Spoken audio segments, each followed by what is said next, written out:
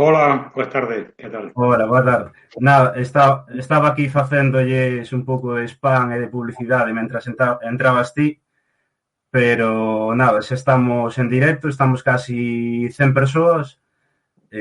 Nada, primeiramente agradecerte que esteas aquí connosco Encantados. e, e nada, moi brevemente, ainda que todo o mundo xa te coñece, voute presentar e se digo algo mal, corríxeme. Bueno, ti es historiador, licenciado e doutorado en Historia pola Universidade de Santiago de Compostela.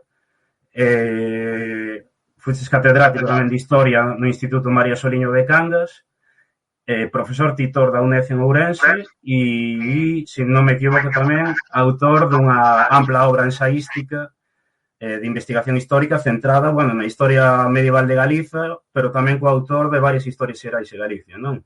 Mais ou Perfecto. menos No, eu fantástico. creo Sí, sí, que todo moitas ben. gracias. Muy ben. Vale, nada, a primeira pregunta que sería facer, antes de entrar en materia, é como comeceu o teu interese pola historia, no concreto pola historia de Galicia? Pois, mira, eu cando entrei na universidade, alá polo ano 70, fíxate, a facultade era a Facultade de Filosofía e Letras. Os anos 70 é sabido que foron moi movidos, moi activos.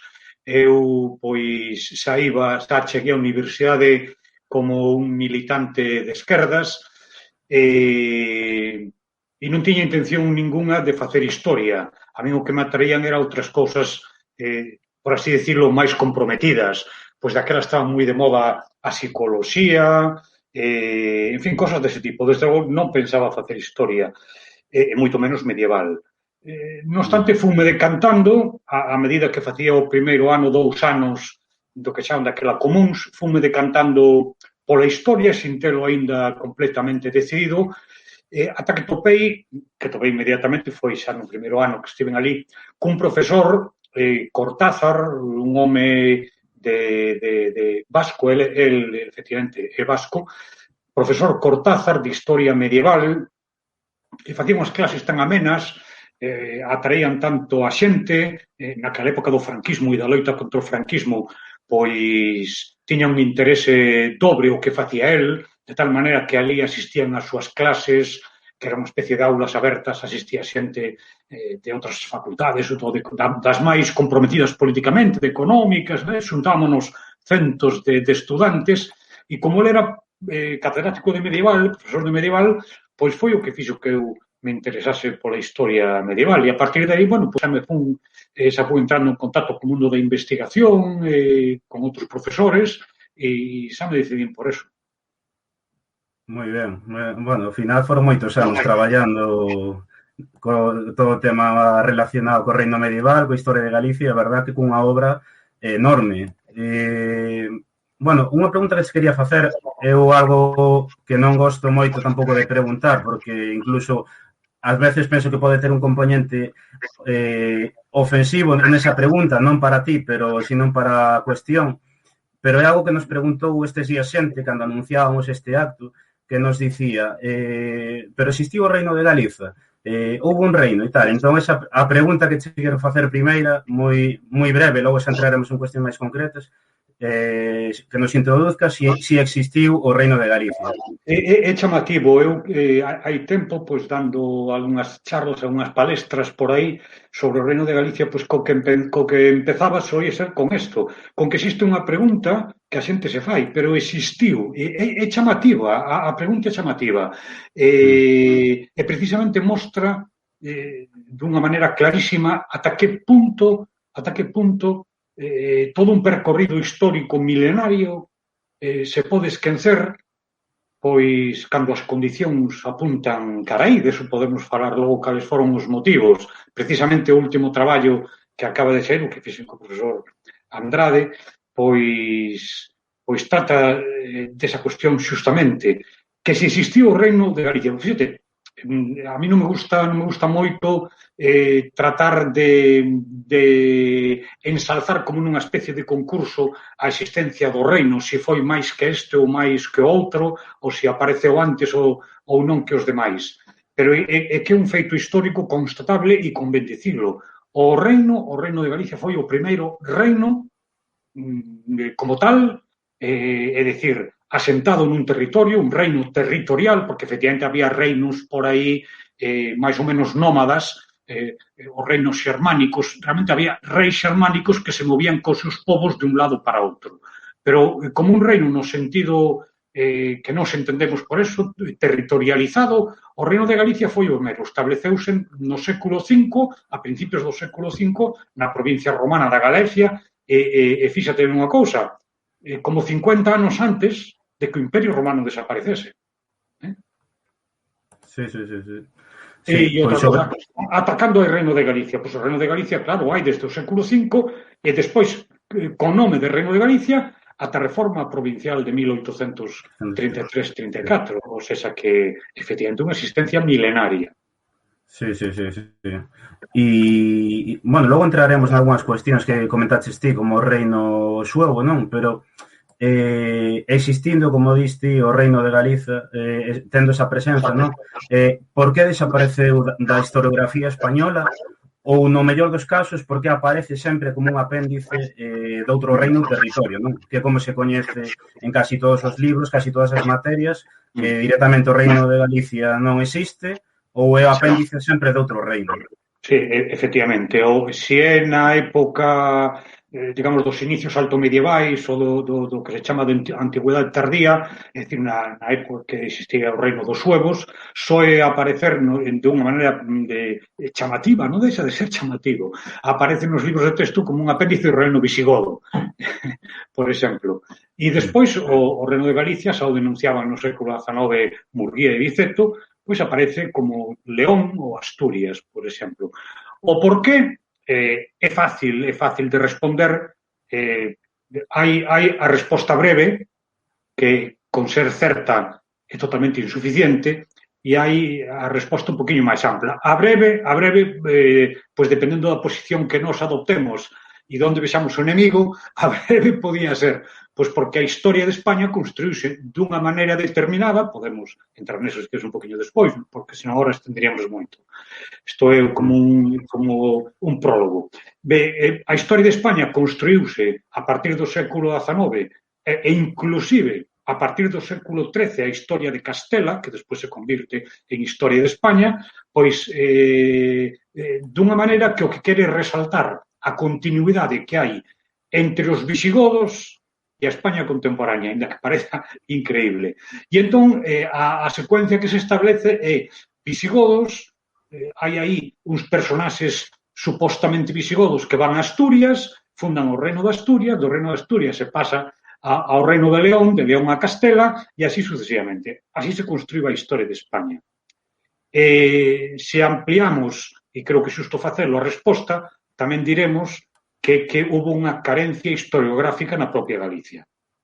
Porque se en Galicia tivésemos unha escola historiográfica forte desde o principio e de maneira continuada, porque no principio sí que hubo, é dicir, cando nacen as historias chamadas nacionais por toda Europa, a historia de Francia, a de Quixó, as historias de España, de La Fuente ou de quen sexa, puntualmente se editan tamén as historias de Galicia, de Murguía e Biceto, e despois non se chama exactamente Historia de Galicia, pero si o son, de López Ferreiro. É dicir, que puntualmente sí, pero despois hubo unha crise do movimento nacional galego desde finais do século XIX, eso queda interrompido, e entón, cando se construe dunha maneira forte o paradigma da historia de España, que ao longo do século XIX non existe unha historia de Galicia capaz de facerlle frente. Poderíamos seguir profundizando. E por que non había unha historia de Galicia suficientemente forte? Bueno, pois probablemente porque faltou o contexto social necesario non para construíla, porque de feito houve historiadores, non para construíla, senón para recibila.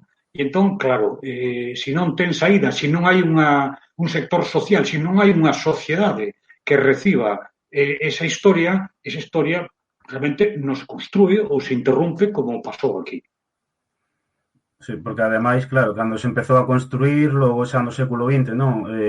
Co franquismo, aí se dinamitou toda Claro, a produción e eso. digamos que xa a finais dos 70 houbo que comezar de cero, digamos. De cero. Varias veces se comeza de cero. Fíxate que os grandes tres historiadores do século XIX, principios do XX, Murguía, Vicente López Ferreiro, asentan unha narración forte da historia de Galicia, forte, además con unha gran perspicacia do que estaba pasando e de como estaba sendo marxinada, non por ninguén, estaba sendo marxinada pola realidade, quedou marxinada. Xa se deron conta de inmediato. E entón non hai que esperar o 36 para que isto se interrompa, interrómpese moito antes, efectivamente, coa morte destes personaxes, pero tamén se interrompe pois porque, como é sabido, hai unha enorme ofensiva de españolización na segunda mitade do século XIX, a principios do XX, todo o sistema da restauración influe muitísimo a chamada crise do 98, aparece toda unha xeración de intelectuais españois tremendamente castelanistas e moi reaccionarios, aparece todo isto e claro, Galicia non está en condicións sociais nin culturais de facerlle frente. Entón, a xente da xeración nós, do seminario de estudos, etcétera, empezan de cero prácticamente. Empezan de cero. Claro. E dura pouco, como é sabido. Ven o 36 que o corta radicalmente. E a partir dos 70, como moi ben indicas, empezase de novo prácticamente desde cero. Te miro unha cousa, a xeración cultural e política que eu pertencín nos anos 70, militancia dos anos 70, cando entramos na nosa convicción de nacionalista, é dicir, de que había que reconstruir, que construir un país, unha nación política, por exemplo, a Castelao non o coñecíamos, máis que por cousas e cousas da vida, o Castelao Claro. político non o coñecíamos. Sí, sí, sí. E sobre Que o que... orfandade. Perdón.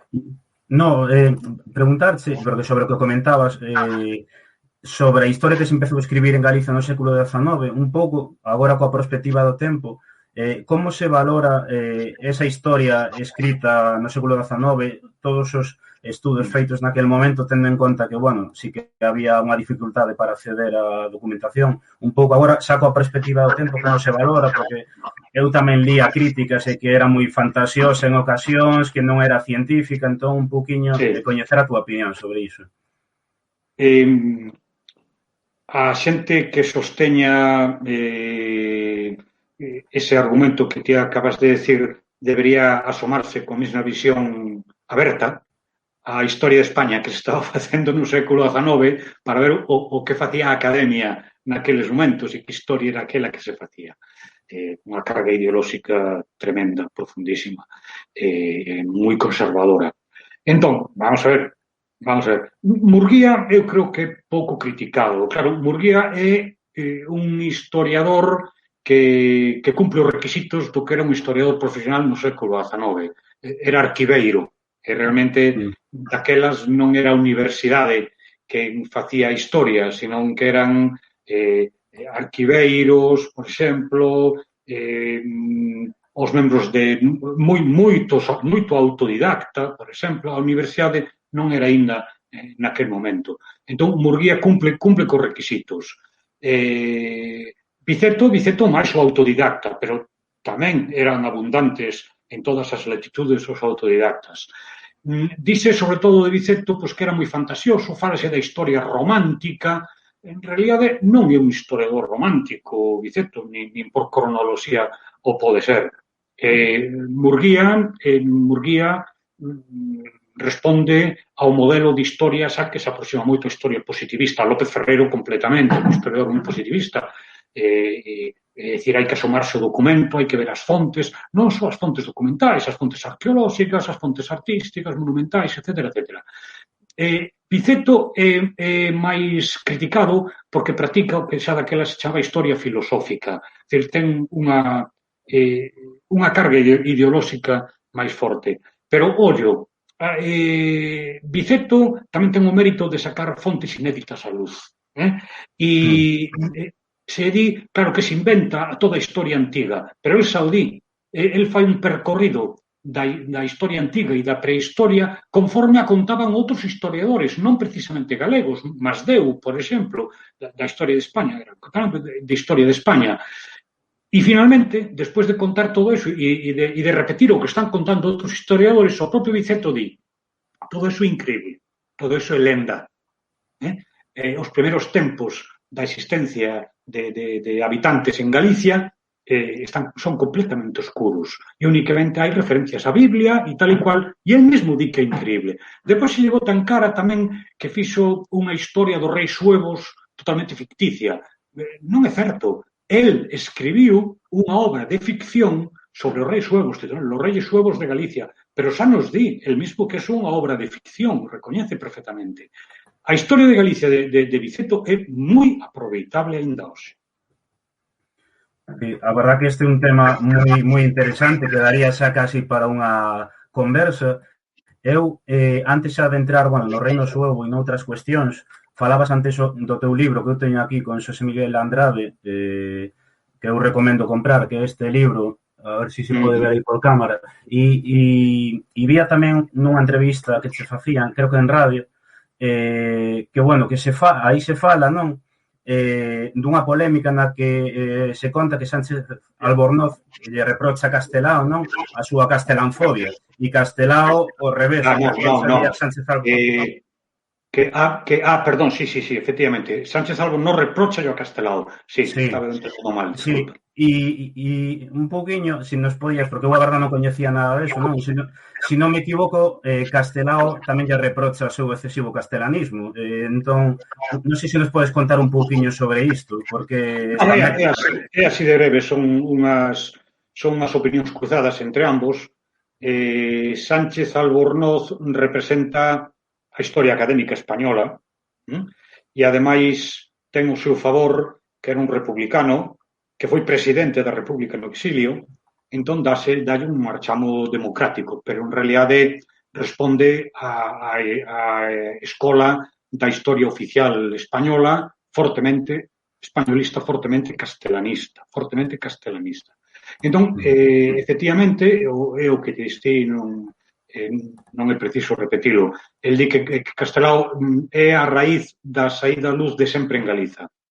Publícase Sempre en Galiza e el ten un exemplar, non sei se yo mandou o propio Castelao, el ten un exemplar, Sánchez Albornoz, e entón respóndelle a Castelao dicíndolle que é moi anticastelanista. E ademais ten gracia a discusión que establecen porque Sánchez Albornoz entón quere presumir de ser galego, saca eso a colación, di, eu son a miña nai era os meus avós, por parte de nai galega, teño un apelido que é Almuíña, e son Sánchez Albornoz Almuíña, era efectivamente galego, pero non deixa tamén de ser chamativo que ese Almuíña non o utiliza nunca, el puso o seu apelido doble, Sánchez-Albornoz, e o que utiliza, iso se acorda aquí con Castelao, e non sei se despois cando publica estudos sobre Galicia na temprana Edad Media, efectivamente tamén aí un libro que fixo sobre Galicia, pois aí saca tamén a relucir que el ten raíces galegas, efectivamente. E Castelao o que fai responderlle, que justamente, que el representa unha corrente historiográfica moi castelanista. Claro. Moi interesante, porque eu ademais non coñecía esas anécdotas. E xa para ir entrando en materia, porque, todos estes temas, xa digo, daría para falalo moitísimas horas. Ti falabas antes do Reino Suevo, vamos a introducirnos brevemente aí, porque eu non sei, igual ti o percibes outra maneira, pero é como que nos últimos anos hai un boom en canto a divulgación e coñecemento do Reino Suevo, con documentais, exposicións. Claro, eu teño 34 anos e eu non estudiei prácticamente nada do Reino Suevo. Pero, sin embargo, sei de sobra, sempre souben que había un reino visigodo. Claro, logo vamos descubrindo ao paso dos anos que foi un reino independente, non, dentro dos límites do Imperio Romano do Occidente. Entón, por se alguén que nos está vendo non coñece nada do Reino Suevo, fai unha pequena introducción. Pois mira, vou che facer ou vou incorporar na introdución a seguinte anécdota. Hai anos, hai bastantes anos, hubo unhas xornadas de historia, non sei se era medieval ou que era, foron no Instituto Santa Irene de Vigo e organizabas Ferrín. E un dos ponentes foi Díaz y Díaz, eh, catedrático de latín de Santiago. E el falou, pois non sei exactamente monográficamente de que, sobre o reino suevo, e parece moi curioso que presentou no Ferrín e dixo que vai ser unha conferencia que non admitía debate, non admitía preguntas. E entón, el, nun momento determinado, non sei se ao principio ou ao final, o profesor Díaz di que, na súa opinión, que creía que o reino suevo non existiu nunca. E entón, a min deixoume completamente desorientado. E durante moito tempo, non sei se o malinterpretei, pero eu dicía, pero como este señor nos di que non existía o reino suevo. E despois, máis recentemente, pouco a pouco, meditando, a medida que vas estudando o panorama, dicen, seguramente, quería decir outra cousa. Non quería decir que non existise un reino dos suevos, senón que en realidade o que existiu non foi un reino étnico suevo, senón un reino galaico dos suevos, probablemente, porque non iba a decir Díaz unha tontería como que non houve reino no século V e VI en Galicia cos suevos. Pero, efectivamente, eu creo, el dixo, isto non o vou a explicar, pero eu creo que non houve reino suevo. Efectivamente, porque, claro, cando atopamos denominacións deste reino explícitas que son no século VI, no ano 500 e pico, a mediados do século VI, e además por parte de, vamos a decir, historiadores e poetas franceses, Gregorio de Tours, Venancio Fortunato, normalmente non lle chaman nunca reino suevo, nin reino dos suevos, senón que lle chaman reino galego. Galiciense regnum, o galiciense regnum.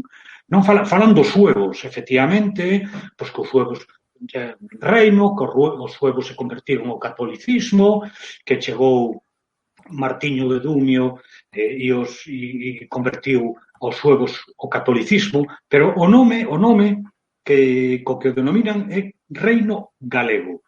E isto parece moi interesante porque o reino fundado polos suevos non só foi o primeiro reino medieval ou o primeiro reino occidental, porque antes non houve reinos en Europa, antes da Idade Media, antes era o Imperio Romano, non había reinos.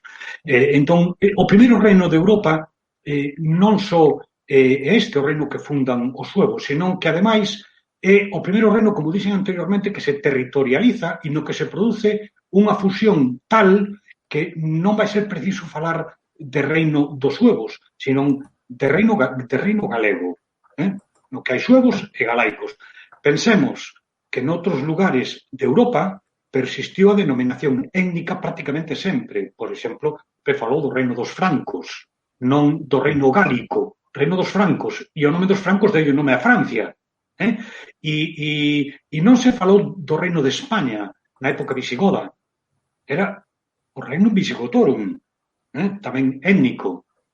Entón, ben, reino galego dos suevos no ano 410, 411, xa digo, 50 anos antes, 50 e tantos, 55 anos ou 56, antes de que desapareza o Imperio Romano. Entón hai un lugar exclusivo, único, no Imperio Romano que vai ter un reino propio, que é Galicia, a Galaecia. Cando falamos do reino galego e da Galicia medieval, non o podemos reducir á comunidade autónoma de Galicia.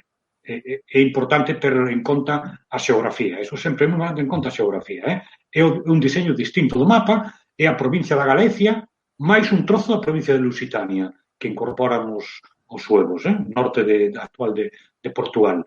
Norte, quero dicir, norte máis abaixo do Douro, porque o norte de Portugal, entre o Douro e o Miño, xa era Galaecia romana. Pero máis os suevos collen un bo pedazo da Lusitania ao sur do río Douro.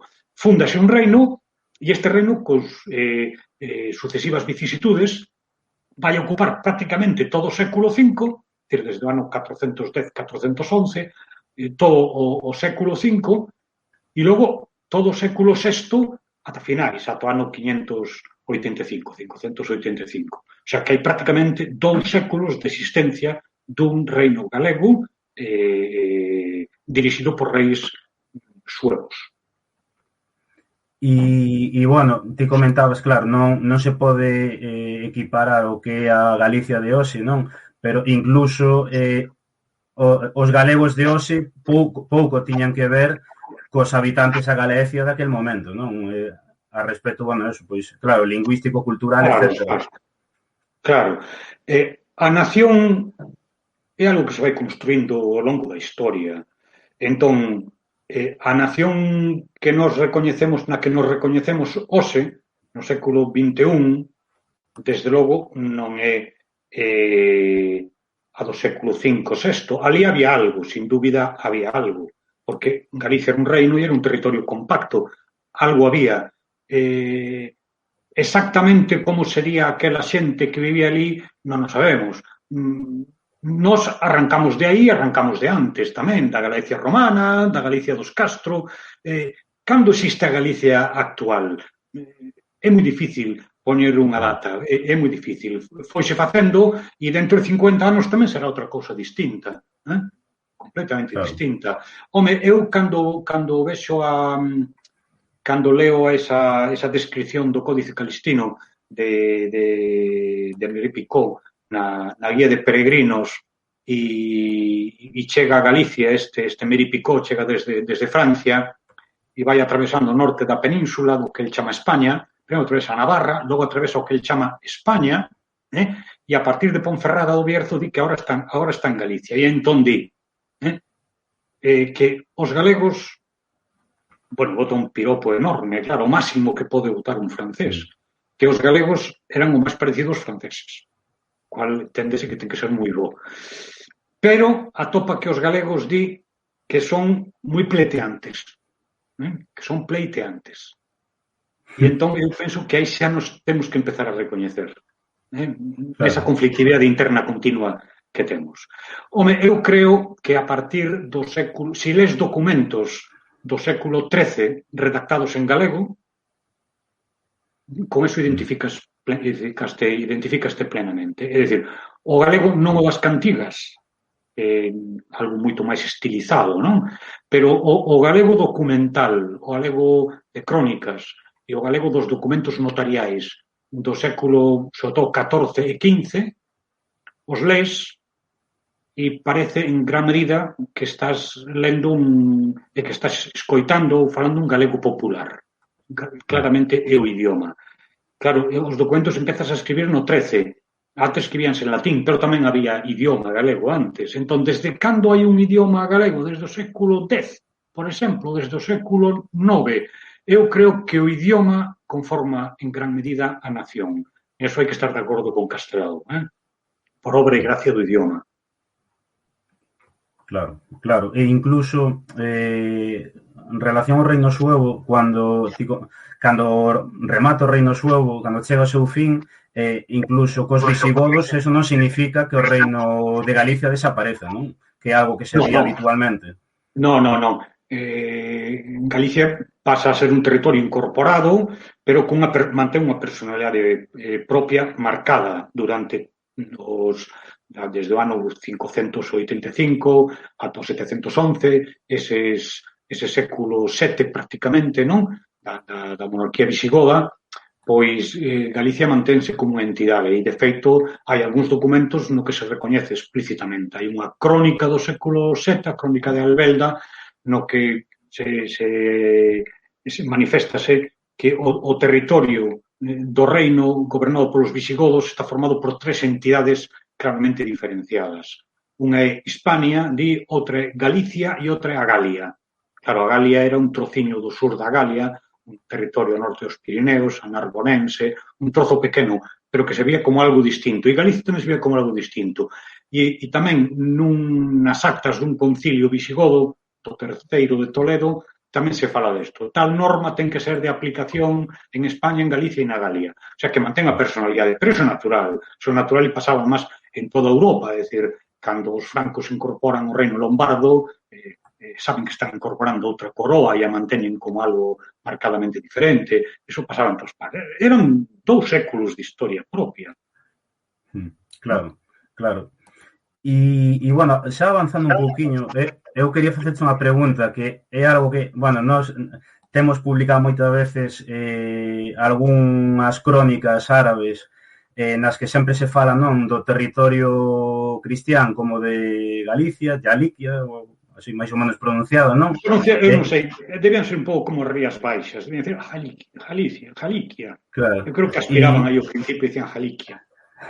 Claro, claro, é algo que se ocultou na maior parte das veces e cando non se oculta é un pouco o que vin que se justifica é que Galicia é unha denominación xeográfica herdada do Imperio Romano como pode ser Hispania, pero que o que existía dentro desa suposta Galicia era o Reino de Asturias e o Reino de León.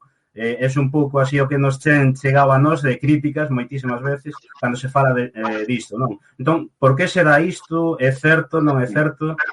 Sí, pero mira, tense falado moito das crónicas árabes porque entón é fácil decir eran os árabes que eran moi distintos, incluso se ten dito e escrito que non sabían moita xeografía, fíxate, os árabes que nos pasaron todos os coñecementos tolemaicos, non é que se confundían. Por exemplo, cando decían que Astorga estaban en Jaliquia ou cosas deste tipo, ou cando describían o mapa, efectivamente, de Galicia, que era o reino da Galaecia, o reino tal. Pero que non só os árabes, é que facemos un percorrido polas crónicas e a documentación europea de toda esa época, do século 8, 9, 10, 11, un percorrido por cronistas, por exemplo, anglosaxóns, por cronistas francos, carolinsios, por cartas que remiten os papas, e tamén lle chaman Galicia, e os reis chamanlle reis dos galegos, por exemplo, reis de Galicia, e reis dos galegos non utiliza un termo xeográfico, non din os reis do noroeste, por exemplo, non din nada deso. Os ser galegos non era unha denominación xeográfica. Entón, non só os árabes, non, é que por toda Europa, ata o século XIV, por exemplo, é que vemos que se lleou a crónica de Fruasar, escrita no século XIV, e tamén distingue claramente España de Galicia. España identifica con Castela, e o reino de Castela o identifica con España, pero Galicia a trata como algo peculiar, con nome propio, e Galicia. O distingue perfectamente. Pero é máis, é que a propia documentación que podemos chamar galaico-astur-leonesa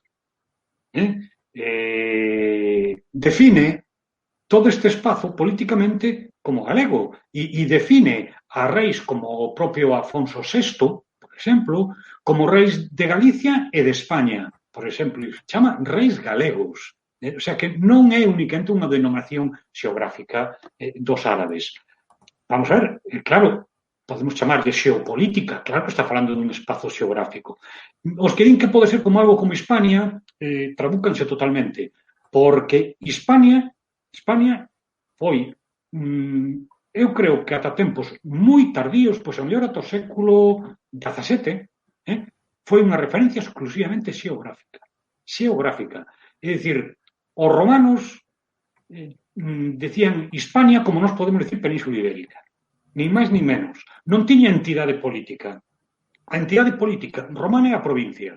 E a pesar de que hai incluso historiadores sesudos que nos falan e nos repiten la provincia romana de Hispania, hai un pequeno problema, e que non existiu nunca. Nunca hubo unha provincia romana de Hispania. E preguntaréis cal era a capital. Non hubo. É dicir, no territorio xeográfico chamado Hispania, Península Ibérica, como podemos decir Escandinavia, por exemplo, no territorio xeográfico de Hispania había 5 provincias. A Galaecia, Lusitania, Bética, Tarraconense, Cartaginense, e no territorio xeográfico da Galia tamén había varias provincias tamén. É dicir, que Galicia sí que era unha entidade política para os romanos, non xeográfica. Porque realmente o territorio da Galaecia non ten coherencia xeográfica. Que coherencia xeográfica pode ter a meseta, de Burgos, Coruña, convento coruñense, que coherencia xeográfica pode ter pois, con Braga ou con Brigantium. A Península Ibérica sí que tiña o feito de ser unha península, claro. Pero non é un concepto xeográfico. Bética non era un concepto xeográfico, nin Lusitania. Entón, non hai comparación posible. Galicia tivo, desde época romana, un contido indiscutiblemente político. E xusto preguntan aquí, relacionado con iso, por que Al-Ándalus era Hispania, se Hispania era un concepto xeográfico. Claro, vamos a ver, efectivamente, o Imperio Árabe, o territorio árabe, vaise estender con diversas circunscripcións que non son independentes e que están en diversos lugares xeográficos. Entón, o territorio do Imperio Musulmán que estaba na península era para eles o territorio que estaba en Hispania, non había dúbida ninguna. Como tamén os bizantinos, cando posuíron Andalucía e parte, en fin, Levantina, do sur de Portugal, do Algarve, tamén a ese territorio dicían que estaba en Hispania, e non se equivocaban, estaba en Hispania, pero políticamente era o Imperio Bizantino. E para os árabes pasaba exactamente igual. E despois, non sei por que motivo, mellor probablemente por eso, aínda que ao principio lle chamaron Hispania ao territorio que eles ocuparon, os musulmáns, o Islam, o territorio islámico, se chamou Hispania, rapidamente lle pasaron al Ándalus. Claro. Ora, eles, o territorio musulmán de Al-Ándalus vai a ser o territorio musulmán que hai nun espazo xeográfico que é Hispania. En Hispania, claro. Non hai confusión, non hai confusión. Claro, e xa falando de Al-Ándalus, bueno, claro, outra pregunta que daría xa para unha conferencia, pero bueno, a ver se podemos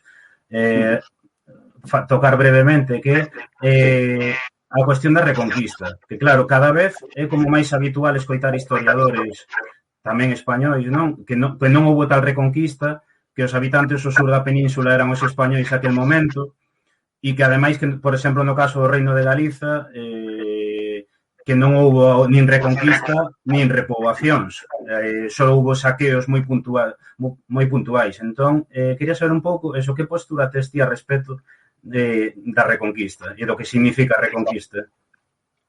Fíxate, a Reconquista é un termo completamente ideolóxico que, ademais, se crea, acúñase, precisamente cando se construe a historia de España na segunda metade do século XIX. Esa construción da historia de España é profundamente conservadora, moi católica, ultracatólica, neocatólica, que incluso veían un certo perigo no arabismo como disciplina científica. O sea, que claro, é que coincide tamén, ese período coincide cos inicios da política imperialista española no norte de África, en Marrocos. Entón, o enemigo é o árabe. Tanto retrospectivamente, claro, un ultracatolicismo que tivo como enemigo, se creou como enemigo o Islam e os protestantes, lóxicamente, retrospectivamente, e mirando cara adiante, unha campaña de intento de introducción en Marrocos e de seguir a política imperialista en África das demais potencias europeas. Entón, é moi belixerante no tema religioso. Entón, aí se construe ese paradigma da Reconquista. É que España foi dominando, pois, porque foi estendendo a fe católica, e, en realidade, a entrada de España no norte de África, pois tamén tería algo deso, tamén tería algo de cruzada. Porque as cousas foron como foron, pero ese mapa da Reconquista de liñas continuas de avance desde un recuncho de Asturias, que se fan mapas moi graciosos, en que se van poñendo as liñas de como se vai avanzando, tendo en conta, parece un avance militar, pero un avance militar en 800 anos. Entón, xa, pensemos que eso non ten sentido ninguna cosa. Pero, claro, tamén se podían seguir marcando máis liñas fronterizas, pois, por exemplo, en principio, coa intervención na época de O'Donnell na zona de Ceuta, de Melilla, pois podemos poñer unha liña, a Reconquista avanza e despois coa integración do norte de Marrocos. É dicir, mapas pódense facer os que se queiran, pero é un sinsentido pensar que houve unha campaña de consciente de avance militar e de loita religiosa contra o Islán que empezase no ano 716 e que acabase no ano 1492. Eso non ten sentido ningún. Por sentido. Por eso, hai historiadores que incluso con boa fe din que o fenómeno da Reconquista Española é un fenómeno excepcional, claro, e tan excepcional. É claramente ideolóxico, non hai nada. E, ademais, en canto imos as fontes, imos vendo e profundizando no que é a historia medieval, vemos que non hubo en absoluto unha política continuada de loita, de enfrontamento entre cristiáns e musulmáns. Incluso é sabido que hubo séculos en que non se produciu ningún cambio de fronteiras. Non hai esa campaña, non hai. Os factores son factores de outro tipo, máis inmediatos, de tipo social, de tipo económico, de tipo político, efectivamente. Claro. A verdad que, xa digo, é un tema que daría para tratar moito. Sí que é certo que, a mí sorprendeume, non? Que nos últimos anos, por lo menos vexo artigos incluso de historiadores españois que empezan un pouco a desmontar este mito, porque... Sí, efectivamente. E retrocedendo un momentiño do que falábamos antes, tanto das crónicas árabes, tamén, o que dicías ti, que hai crónicas e mapas da época que fan do Reino de Galicia un espazo central e de importancia, non?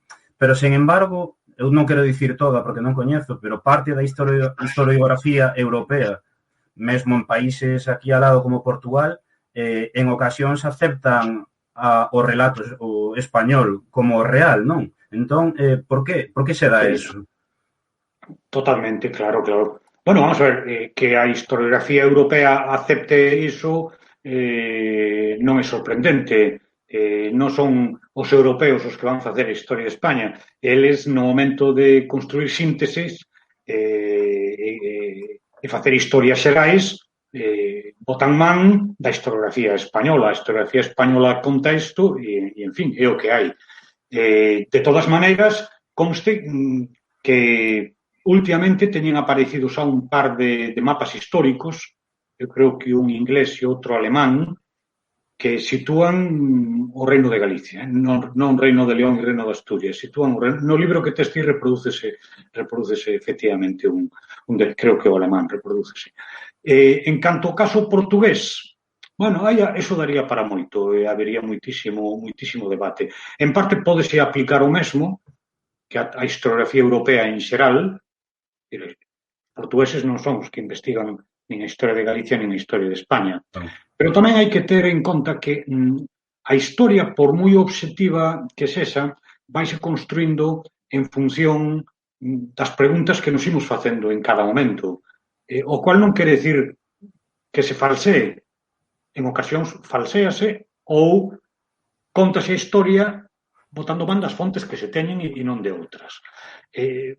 Pero é verdade que as inquietudes que hai en cada momento son as que fan que nos formulemos determinadas preguntas á historia ou que enfoquemos a historia co prisma que temos na cabeza. É inevitable.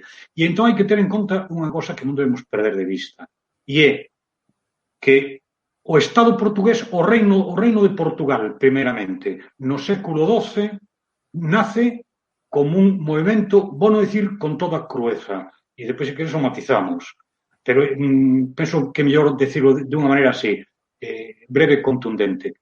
Nace o Reino de Portugal cunha carga manifestamente antigalega.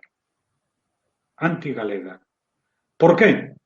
Pois porque neses momentos o poder en Galicia o ten unha oligarquía aristocrática, con condalos, condes de Traba, por exemplo, e sobre todo eclesiástica, xelmírez, cos que vai chocar uns señores territoriais, unha pequena nobreza portuguesa, os que se chaman de infanzóns, que sean como cabaleiros, unha nobreza de segundo orden, que non aceptan este dominio oligárquico que se exerce desde Compostela ou desde Galicia compostelana nese momento.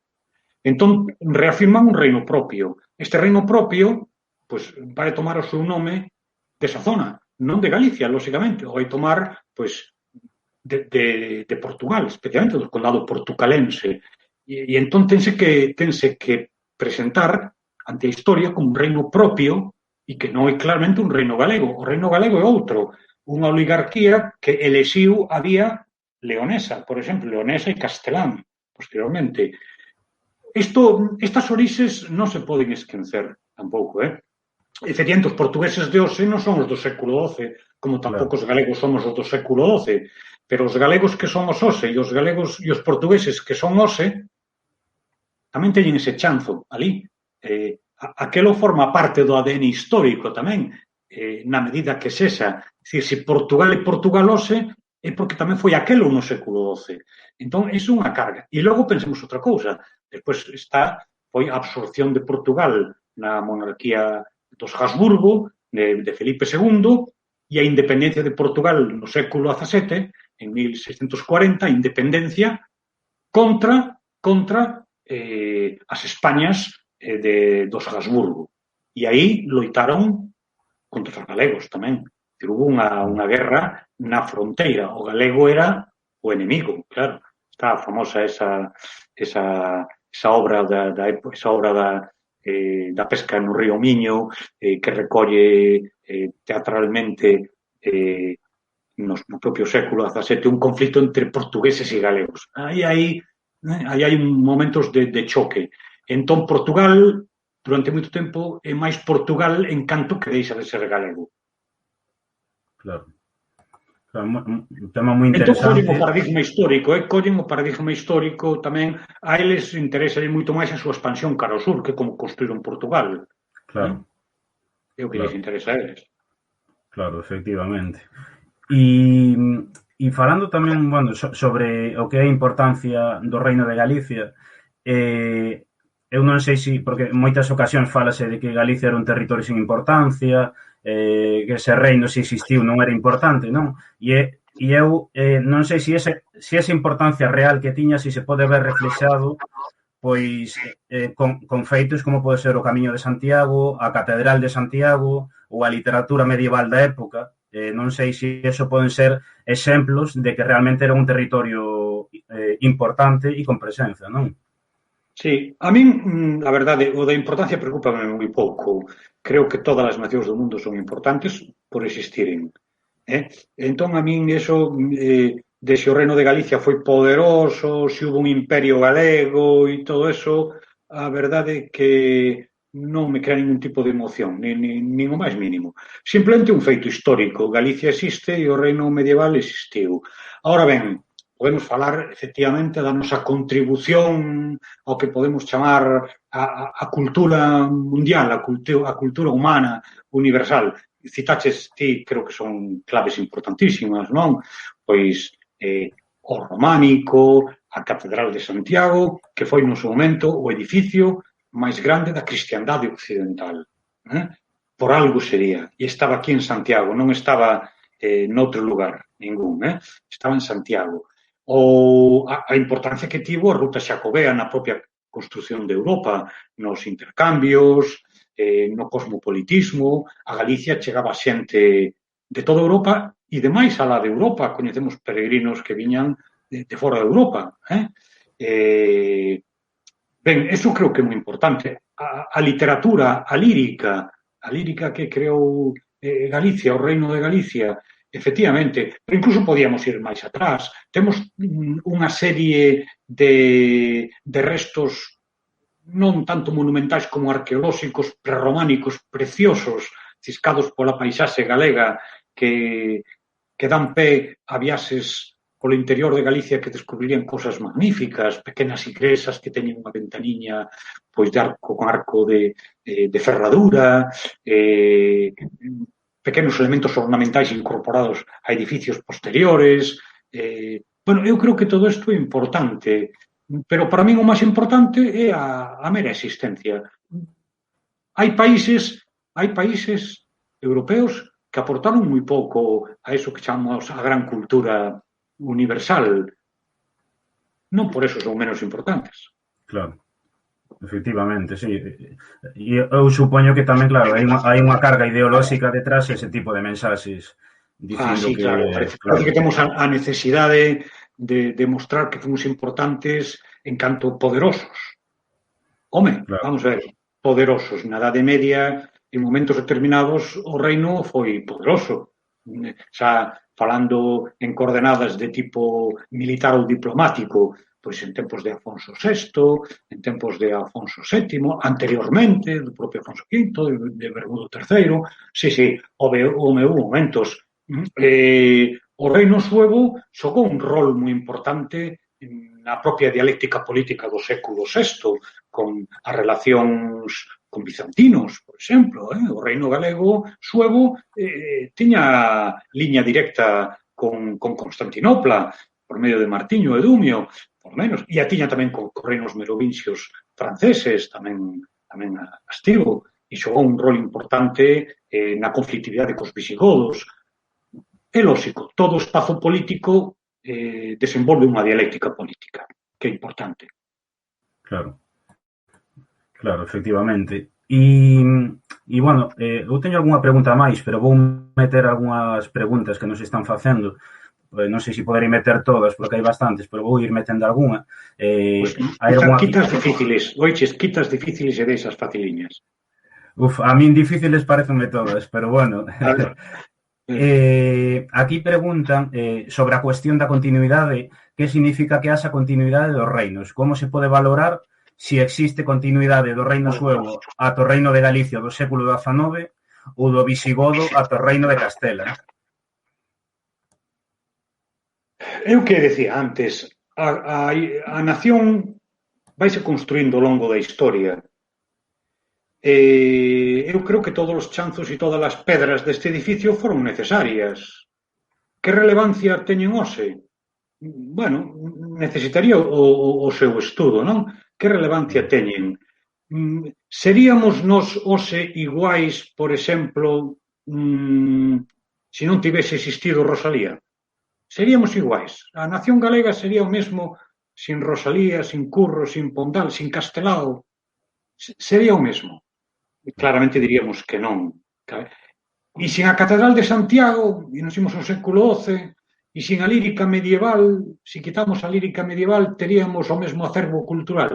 E se non existise a Catedral de Santiago e o Camiño, sería o mesmo, ou de alguna forma, o que foi a Galicia do século XII influe actualmente.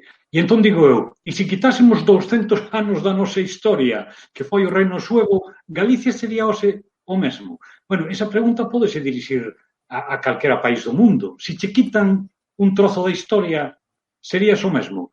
Eu creo que non, porque nós somos o resultado de todas as circunstancias históricas que se van acumulando. Por outra parte, desde o punto de vista institucional, a Galicia que atopamos no parroquial Suevum ten moito que ver coa división eclesiástica actual, prácticamente a mesma. Prácticamente a mesma división.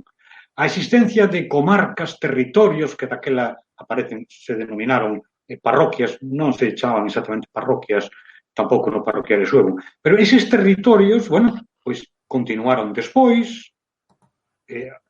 aumentou a poboación e se subdividiron nas parroquias actuais, pero é todo un proceso. Non houve un borrón e conta nova. En realidade, na historia, aínda que a veces parece que se baleiran os territorios, borróns e contas novas non as hai nunca. Todo deixa a súa pegada. Efectivamente. E logo, relacionado cos suevos, temos aquí dúas preguntas que eu creo que se poden contestar rápido, e é que se se sabe algo de como foron as relacións entre suevos e galaicos ao longo deses séculos, e por outra parte, se é certo que un león vermello era o escudo de armas dos reis suevos. Non, o escudo de armas dos reis suevos non o coñecemos.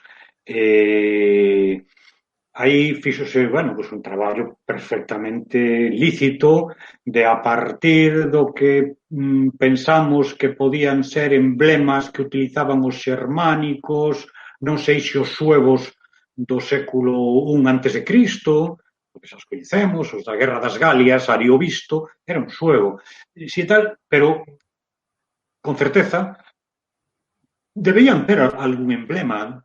Eso é iba a dicir, moi medieval, moi de sempre. Os romanos tamén desfilaban e iban ás guerras cos seus emblemas. Algo había, o que tiñan, con certeza, non o sabemos. Preguntabas tamén antes desto, do emblema, preguntabas dos huevos, as relacións cos galaicos.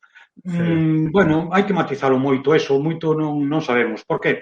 Pois porque o que nos conta Idacio no século V nos fala continuamente de enfrentamentos dos suevos cos galaicos, cos galegos.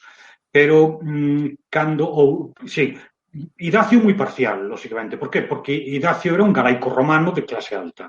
De clase alta. Entón, cando ele está falando dos galegos, creo que está falando dos galaicos romanos, pero non dos galaicos romanos como poboación, sino dos galaicos romanos dun sector social determinado, os posesores, xente poderosa. Entón, isto non o podemos extrapolar a un choque dos suevos con toda a poboación galaica, porque parece que non houbo. E se nos fixamos no modelo de asentamento de hábitat dos suevos, que é moi repartido por toda Galicia, moi repartido, non debía haber isto. Houbo choques máis ben puntuais, pero sobre todo con representantes da administración tradicional galaico-romana. E, desde logo, eu creo que xa a propia conversión de Requiario o catolicismo no ano 448-49, a propia conversión ao catolicismo, que era a religión mayoritaria dos galaicos, e é capaz de renunciar a súa, que era o arianismo, indica un proceso de fusión.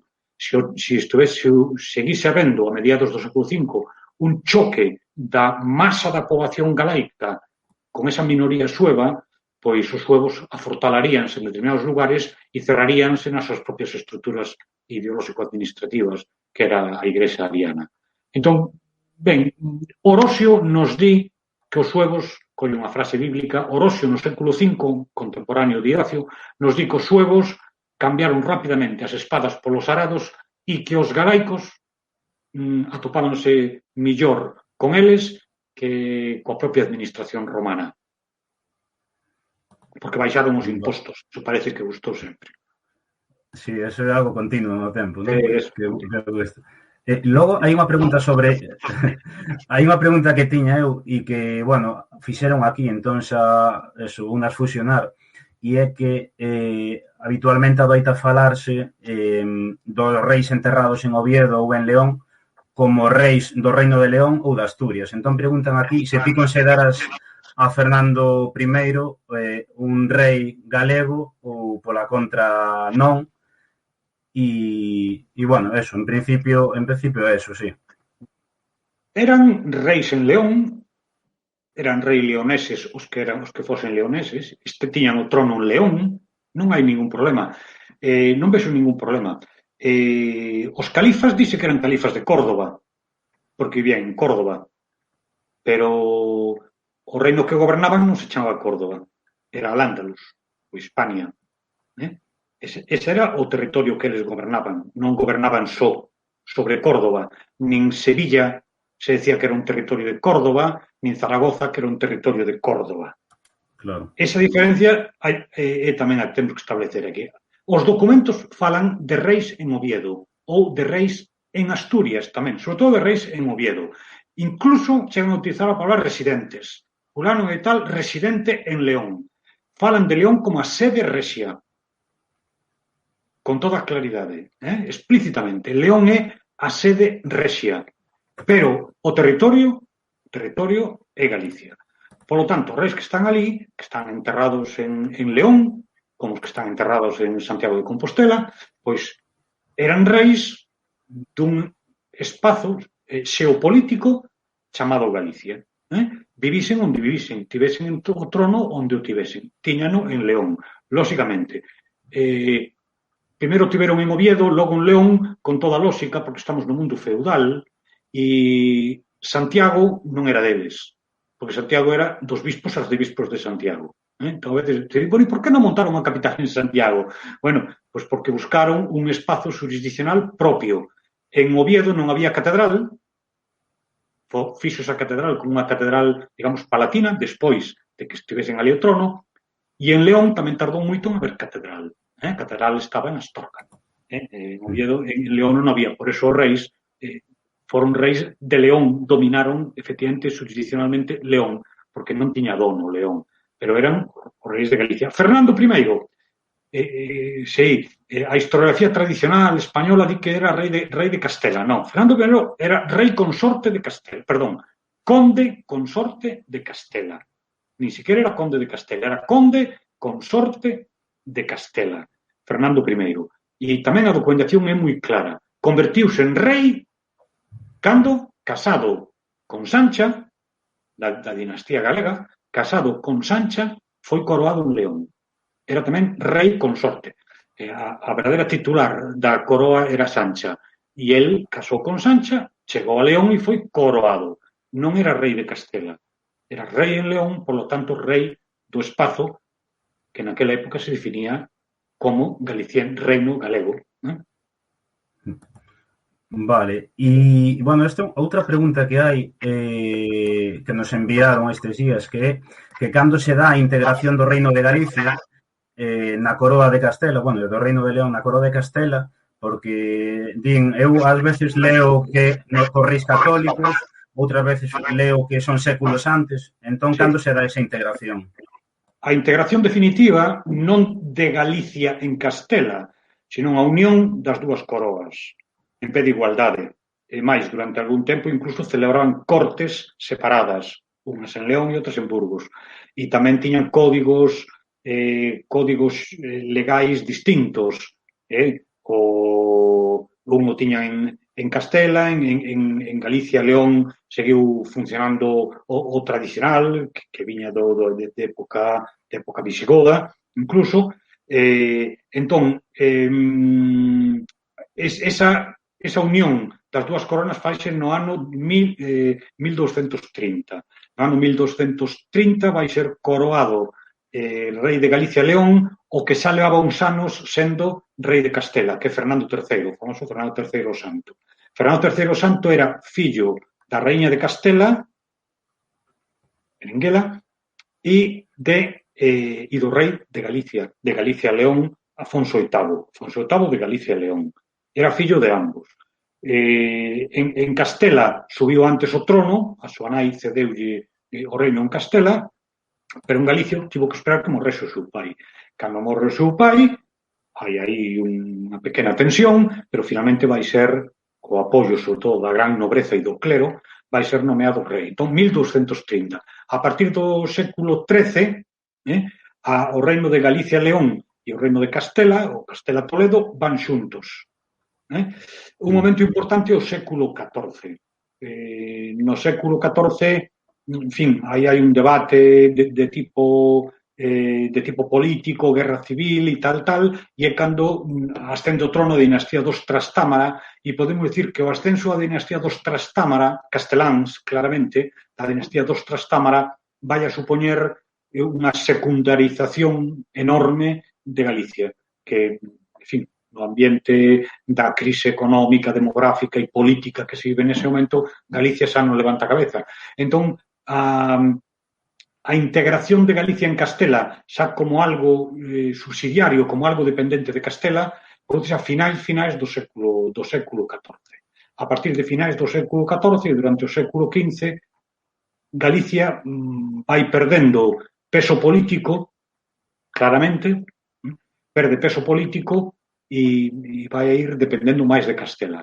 A dependencia plena de Castela, pero sin deixar de ser reinos, sigue sendo un reino, pero un reino moi invertebrado, porque non ten organismos propios, vai ser cos reis católicos. Os reis católicos que acaban coa propia alta nobreza galega, prácticamente aquela que fose rebelde, dominan o resto, e Galicia pasa a ser unha dependencia, aínda que sigue sendo o reino de Galicia. E, curiosamente, que se crea un organismo específico para Galicia, que é a Xunta do Reino, que antes do século XV e XIV non a tiña. E se crea a Xunta do Reino de Galicia. Curiosamente, no momento en que Galicia pasa a estar máis dominada por todo un personal burocrático procedente de Castela. Vale, eu creo que contestada. Bueno, temos algunha máis, vamos ir entrando xa na parte, xa no tramo final. Aquí preguntan por que na bandeira de España non se ten en consideración o emblema do Reino de Galicia. e si se ten en conta, bueno, de León de Castela, o Reino de Granada, Navarra, Cataluña, se hai algún tipo de explicación, si ten que ver por que se fusiona o monarca de León con Galicia ou por que... Como son símbolos heráldicos da monarquía, creo que non hai ningún inconveniente en aceptar que o símbolo que representa o Reino de Galicia é o león. Porque é o símbolo da capital do reino, é o reino galaico leonés, os reis vivían en León, e incluso algúns escudos heráldicos de cidades galegas teñen o león. O león vese como algo propio representativo. Entón, a mí pareceme que podemos considerar que ese reino galaico leonés está representado por o león. Vale. Que máis hai aquí? Bueno, hai unha pregunta que eu non entendo de todo, pero ti seguro que sí, que di aquí, o interese nas figuras poderosas da Galicia medieval ten que ver coa búsqueda de referentes non populares para os políticos da Galicia autonómica. Por exemplo, Fraga ou Feijóo como uns novos Selmírez gobernando desde unha renovada Compostela. Xa, o que pasa, vamos a ver, é verdade que as vidas dos individuos corresponden a biografía e a historia corresponde ás sociedades. A historia fan as sociedades. Pero tamén é certo que non todos os sectores sociais nin todas as persoas tiveron o mesmo rol histórico. O seu rol non foi igualmente forte. É verdade que, en certa medida, a historia da Galicia medieval a fai o campesiño que está traballando unha viña, poñamos por caso, pero moita máis importancia histórica a ten, pois, que se lleu. Que Selmírez conseguise o rango de arcebispado para Santiago. Ten moita máis trascendencia histórica, porque non hai que confundir a historia coa socioloxía. Nós non podemos reproducir, a historia non pode reproducir a evolución da sociedade paso a paso como foi a vida mesma, porque entón teríamos que facela en tempo real. Sería imposible. En tempo real e con estudo de todas as biografías. Non, a historia tense que fixar naqueles acontecimentos que son trascendentes. Claro, que acontecimento é trascendente? Iso tamén depende da perspectiva en que nós nos poñamos hoxe. Por exemplo, que Sancha casase con Fernando I, pois durante moito tempo deixe pouca importancia, porque gran parte do peso o vai levar Fernando I, era lógico, a sociedade era aquela. Hoxe en día, cando nos preguntamos moito máis polo papel das mulleres, entón, dicimos, e o papel de Sancha? E descubrimos que foi moi importante tamén. Claro, esas son as preguntas que nos imos facendo. Pero sempre nos fixamos no representativo. Se algún personaxe actual se quere equiparar a Selmírez, alá él. Selmírez non é un personaxe individualmente recomendable. Xa dixo que foi Castelao, non? Que foi o primeiro gran cacique de Galicia. Desde logo, a súa biografía política é tremenda, a de Selmírez. Pero marcou a historia daquele momento, non hai dúbida. Temos que ir a él. Con isto non queremos valoralo moralmente. Simplemente analizamos o seu papel histórico. Foi importante. Claro. Outra pregunta é que se chegou realmente a haber unha negociación entre o Reino de Galicia na persoa do rei García coa Normandía de Guillermo Conquistador a fin de establecer unha alianza vía matrimonial, incluindo un certo cabalo negro nos tratos. Eso tampouco está moi claro. Pero vamos, sí, parece que non. Vamos a ver. Hubo tratos desde Galicia desde o Reino Galego, hubo tratos con Guillermo Conquistador de Normandía. Pero o personaxe que se barallaba aí para a boda cunha princesa, cunha filla de Guillermo, cunha filla de Guillermo, non era García, senón que era o propio Afonso seu irmán Afonso, que será Afonso VI. Un matrimonio que se frustrou finalmente. Foi por aí. E desde logo pode que houbera aquí, non sei, efectivamente, algún movimento de algún nobre e de algún bispo de aproximarse a Inglaterra normanda. Pero García parece que non era o protagonista por parte galega. Vale. Nada, xa vou ler a última pregunta da xente.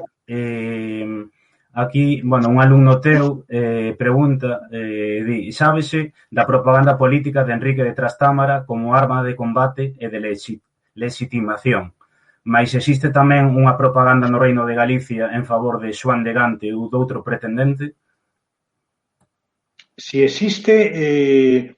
vamos a ver, esa é unha historia tamén que foi moi esquecida, moi relevante desde o punto de vista estritamente histórico, a chegada de Xoán de Gante, o seu establecimento en Santiago, inclusive a trascendencia religiosa que tivo naquele momento de cisma, porque vai a sustituir o bispo favorable a Aviñón por un bispo favorable a Roma, que era o que Inglaterra apoiaba, pero non hubo posteriormente unha campaña. Claro, a campaña foi as dos Trastámara, tanto Enrique anteriormente como Enrique II como Xoán I posteriormente, que co que ten que ver realmente a campaña de Xoán de Gante. Nese momento xa Enrique Trastámara, o primeiro Trastámara, xa morreu, o contemporáneo de Xoán de Gante, o fillo de Enrique Trastámara, e Xoán I.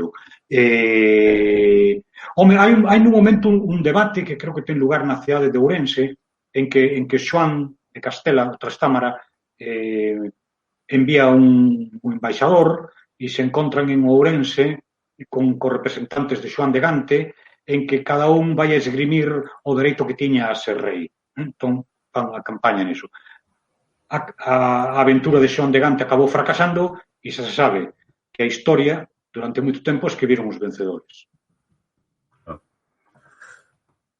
Bueno, nada, comentarlle a xente eso que non vai dar tempo a ler máis preguntas porque siguen enviando moito, así que quedoume aquí atrás unha de Iria que vou ler, pero non vou poder ler máis porque se non estaríamos aquí toda a noite, levamos algo máis de unha hora. E a pregunta é que como influe a visión negativa e os prexuicios sobre a Idade Media en xeral no coñecemento da historia desas épocas. No coñecemento xeral, si. En algún momento xa teño escrito e teño dito moitas veces que sobre a historia medieval de Galicia, ademais de pesar a propia marxinación, esquecemento, como se quera chamar, da propia historia de Galicia, hai outro elemento que pesa moito, que son os prexuizos que se verqueron desde o Renacemento e moito máis aínda desde o Barroco e especialmente desde o século XIX, desde a construción do Estado liberal, contra a Idade Media en xeral. É o antagonista da Revolución Liberal é o mundo que se chama o mundo feudal. Entón, verqueronse toda a serie de prexuizos, unha época sin lei, o dereito de pernada tamén, inventanse un montón de cousas, os señores de forca e coitelo, non sei que. Bueno, todo eso son unha serie de prexuizos que o que fan é poñer na banda do positivo a Revolución Liberal burguesa. A Idade Media non foi así. Foron 1000 anos de historia, simplemente nos que hubo de todo, como antes e como despois. Vale. E nada, xa para ir concluindo, claro, a xente insiste aquí en que quere preguntar máis, pero que senón remítense á bibliografía, hai que decir eso. Sí. Remitimos a bibliografía. A bibliografía, efectivamente. Xa para ir concluindo, e antes entrar no cuestionario final, xa así a modo de conclusión, que análise fas ti despois de tantos anos estudando, investigando e divulgando a historia de Galicia, e se pensas que hai máis contido ou menos na actualidade, e se a sociedade ten maior coñecemento que cando ti empezaches hai anos? A sociedade, 100% máis. Claro, moitísimo máis. Cando empecé te dicías antes, non estudei o reino suevo e tal. Non, claro, por suposto, non estudei nin o reino suevo nin moitísimas máis cousas da historia de Galicia. E iso que tiven algúns profesores xa no bacharelato que soían ser de literatura, eh? Lembro a un Albino, a profesor Albino, Albino Núñez, en Ourense, tamén lembro a un Lores de Pontevedra, por certo, un home militante de esquerdas, que non era o alcalde, por suposto, profesor de literatura, moi apaixonados e que sacaban a luz moitísimas cosas. E, home, e neso eu tive sorte pois, de ter certas noticias pois acerca de Rosalía, acerca da literatura medieval e todas esas cousas, pero do que é da historia, non, da historia de Galicia non tiñamos nada. Por tanto, creo que hoxe sí, hoxe hai un volume e a propia universidade fixo grandísimos avances en todas as épocas da historia de Galicia. Sí, sí, sin dúbida, moito máis. Neso hai que ser optimistas. Non estamos no punto que deberíamos estar, que quixéramos, sobre todo se nos comparamos, por exemplo, con Cataluña, pero avanzouse moito. Pero estás avanzando, sí, eu sí. Eu creo que sí. Bueno, pois nada, vamos a entrar xa no cuestionario final, e a primeira pregunta, que, bueno, son preguntas que lle facemos a todas as persoas convidadas, é que recomendes un libro, o que ti queiras. Un libro? Mira, eu son moi apaixonado de Cunqueiro, entón non recomendo. Se é un libro, se preguntas por un libro así a secas, pois diríache a min a triloxía de Cunqueiro, das crónicas, do Merlín e do Sinbad, pareceme do máximo que se fixo desde logo na literatura galega e na literatura en xeral. E inclusive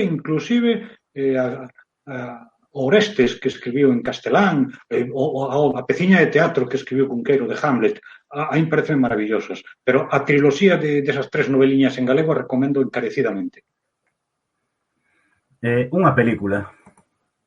Unha película. Pois mira, aproveitando o tempo dramático que estamos vivindo nestes momentos de agresión terrible, colonialista, sionista, eu vou recomendar unha película, é un corto que vi unha vez que me impresionou moito cando eu estudaba en Santiago e fora en Cineclub, e por tanto supoño que será, digo eu, non sei, hoxe en internet atopase todo, pero será de acceso probablemente difícil. É un corto palestino que se titulaba, traducido, A Chave. Eu vin, desde logo a traducción estaba en español, La Llave, A Chave, que trata a limpeza étnica, a expulsión de palestinos desde o principio do ano 48, como foron expulsados, como se obligou a deixar o territorio, e fai un pequeno repaso con como era Palestina, porque a veces pénsase, non, é que os israelís convertiron o deserto nun verxel. Os palestinos tamén traballaban a terra, tamén tiñan agricultura e aquilo funcionaba.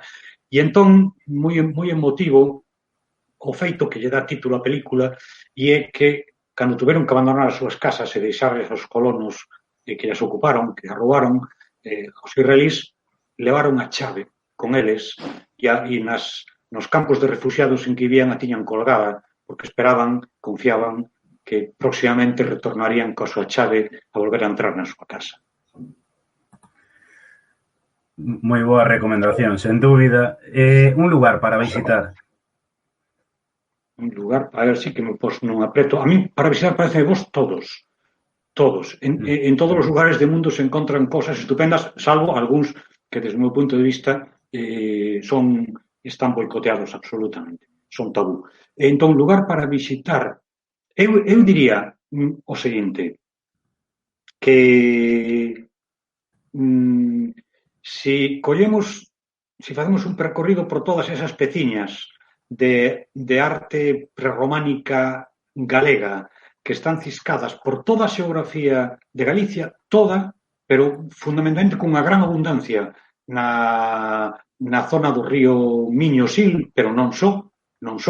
Se fixéramos un catálogo de todas esas peciñas pequenas prerrománicas, haríamos unha viaxe por Galicia magnífica. Descubriremos cousas realmente preciosas.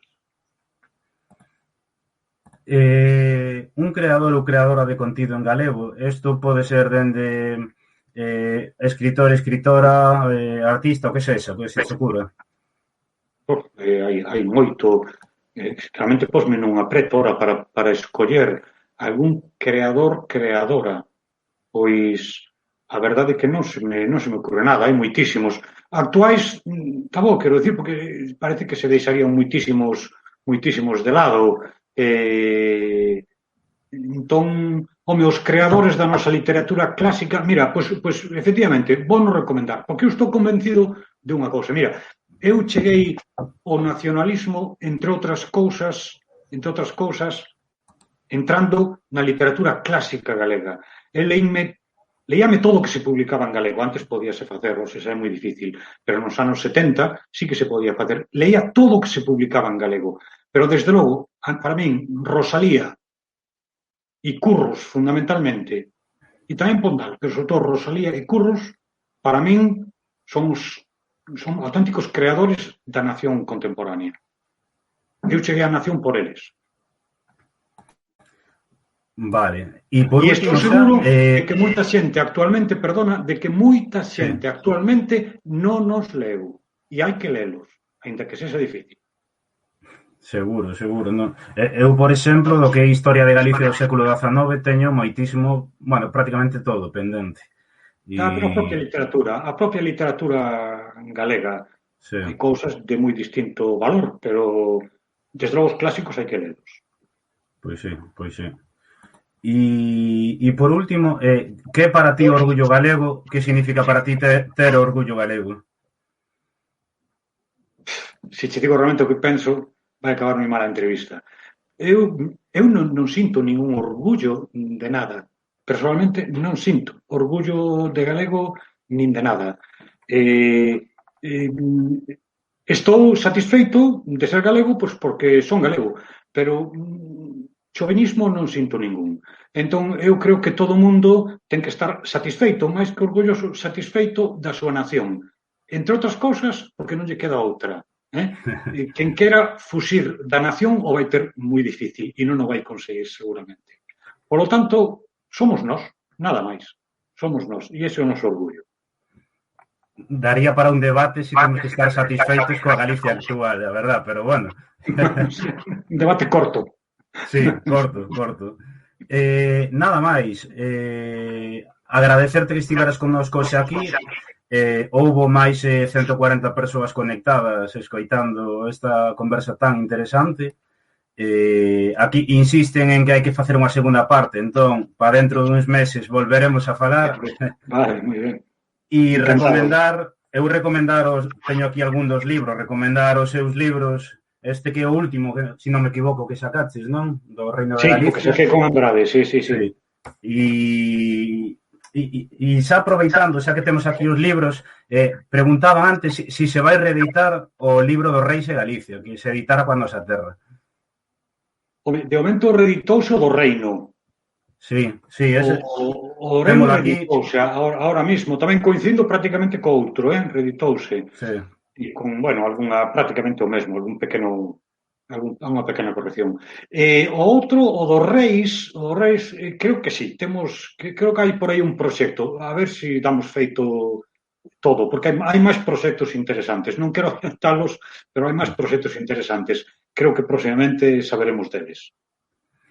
Vale, pois nada, eso recomendar a xente que compre estes libros, porque a verdade son moi completos a respecto de todas estas cuestións que tratamos hoxe. Comentar tamén a xente que non marche porque vamos a seguir 10 minutos máis, e a ti, Anselmo, agradecerte que esteas aquí, que dedicaros ao seu teu tempo, e nada, moitísimas grazas. Encantado, moitísimas grazas. Veña, chao. Chao, hasta logo. Chao. Vamos a ver. Bueno, que tal? Que vos pareceu? Non marchedes en masa, que vos coñezo, e marchades en tropel, e hoxe temos que mandarlle 115 persoas a outra canle de Twitch en galego, Así que non marchedes, vamos a falar 5 minutiños e facemos raíz a outra canle. Bueno, eu creo que moi ben. Si, 107, bueno, a xente vai marchando.